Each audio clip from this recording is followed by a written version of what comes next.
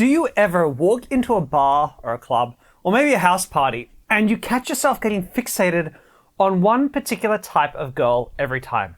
She is the one who's super pretty, all dolled up, dressed the best. She looks like the queen of the social hierarchy. And you find yourself thinking to yourself, if only I could meet women like that. That is the pinnacle of the kind of woman I want to meet.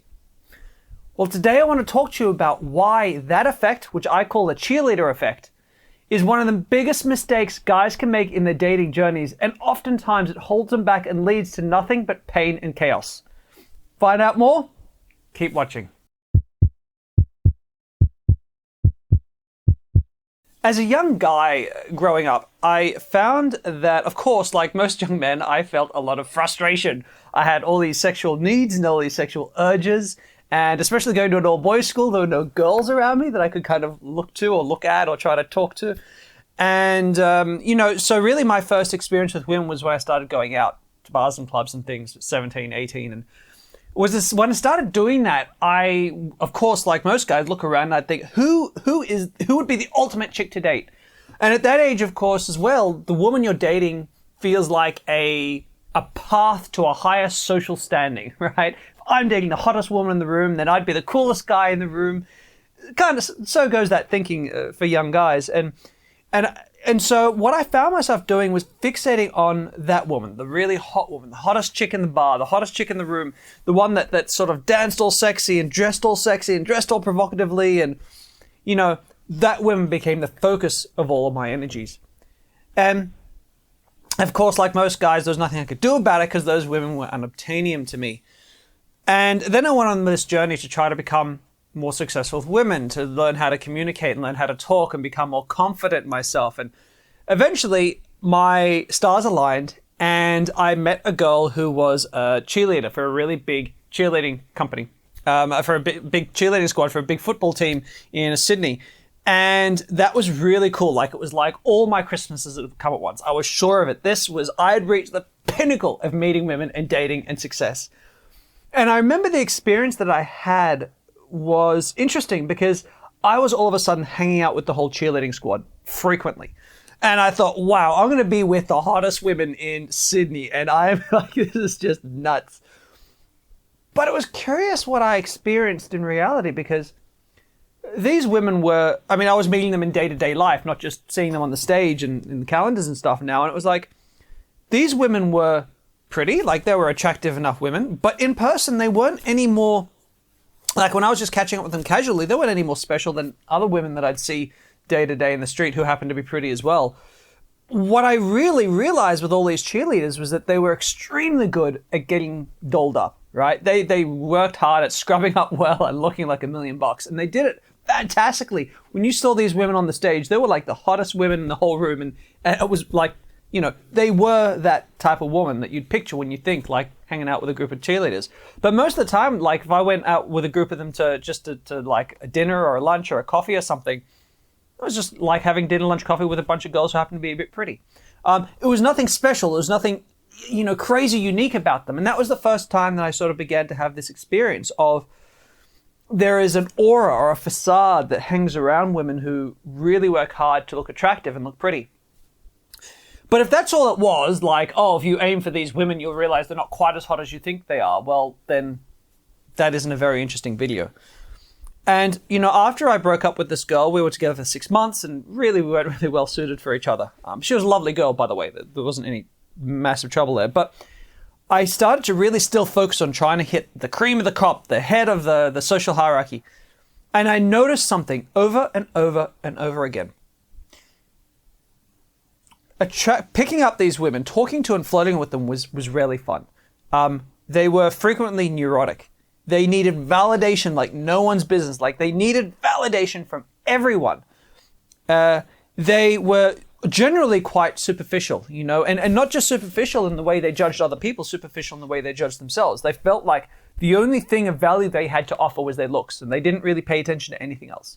And they wouldn't pay attention to anything else in me either. It was lucky at that time that I went to the gym 6 days a week, so I was a good looking guy who's a great body and all this kind of stuff. And even then, I still ended up having to like play games and do all this stuff that wasn't really Damien just to try to attract these women. I wasn't enjoying the process. And luckily, I never got into any more long-term relationships with these women, but I know a lot of guys really try to, and that's what they work hard to do. And I've had a number of clients who have worked hard to exclusively date these women and realize that these women ended up cheating on them. They end up having affairs, treating the guys like rubbish, taking advantage of them. Why? And this is really why this is such a big trap for guys too. It's dangerous. It's so dangerous. It's dangerous because of this. When you grow up in an environment that is very looks-centric as a woman, right? It's easy for society to tell you that looks are the only thing about you that matter, right? They're the only thing that you have to offer the world that we're going to value.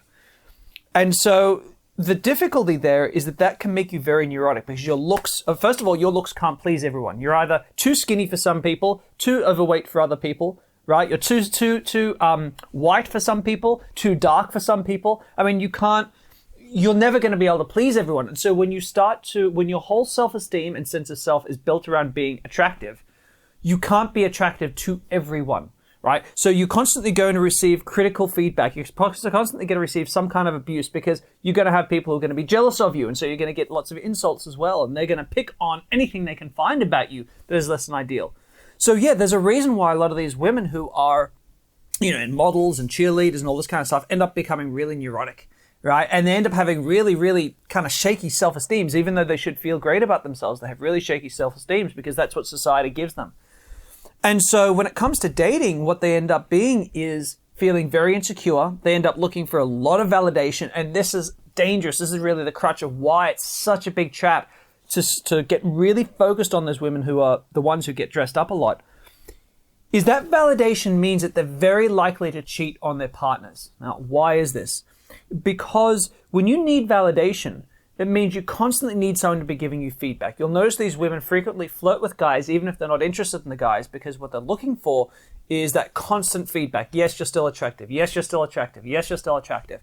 And you can't, in a long-term relationship, it's really hard to keep providing that for a woman, right? That feedback. Because after a while, even though you're still telling her she looks great or you're still telling her she turns you on, the punch that packs, because she's so used to hearing it from you, reduces and reduces, and she'll eventually start to look for it elsewhere. And I'm just not to say that every model or every cheerleader, every really hot girl is going to behave like that. That would be really unfair. But a lot of them do, and I've seen this a lot with the clients that I work with. And so what do I have to say to a lot of you guys watching who are in that trap that I was in, where you focus on those women, the hottest, the head of the totem pole thing? Start to become a little bit mindful of it, right? If you are going to actually talk to any of these women, I highly recommend you start to know what you want in a woman outside of attractiveness. I know that can seem like, well, first of all, I want to find hot chicks and then I'll worry about personality. But trust me on this one. Start to focus on what do I want in a woman outside of how she looks. And start screening women, like start being willing to walk away from women who don't have anything else to offer. Because I've seen so much pain and heartache in my clients who focus just on the hottest women they can find. And what's more is that those women, of course, they'll only value the superficial in you too. And that's why I think a lot of guys, or some guys, they end up feeling like all women are gold diggers because they focus so heavily on just those women. And those women only value the superficial and how things look to the external world. So those women tend to focus on rich guys. Those women tend to focus on only really good-looking guys. And it can contort your view of women and your interpretation of what all women must be like, when really it's just a certain type of woman who behaves like that. So yeah, I believe this is a huge trap. And it's something that a lot of guys need to shake. It's something that I work with on clients day to day, is trying to get rid of these mindsets because they're dangerous. You'll find that there are plenty of really attractive women in the world who don't spend 3-4 hours trying to get ready to go out to a club. And they're still really attractive, but they just haven't gussied up and tried to look like $1 million for just that night out. Now, I know that can be hard to shake if it's something you've wanted since you were a little child, like a little teenager at least, but pay attention to it. Have you noticed this in the past? I know this video is a little bit of a rambling, but it's something that's come up a lot recently for like 4 or 5 of my clients in a row, and that's why I wanted to make a video about it. Has this happened to you? If this has happened, if you've had this experience of chasing after the unobtainium, so to speak, and you've gotten it and you found that it wasn't all cracked up to be, let me know in the comments below. I want other guys to hear other men's experience in this as well. I think it's a really critical life learning lesson. As always, guys, if you like my video, don't forget to subscribe to my channel by clicking over here. If you want to see some more of my videos, check the links behind. There's always some good stuff going around. As always, I'm Damien. Have a fantastic week, and I look forward to seeing you in my future videos. Take care.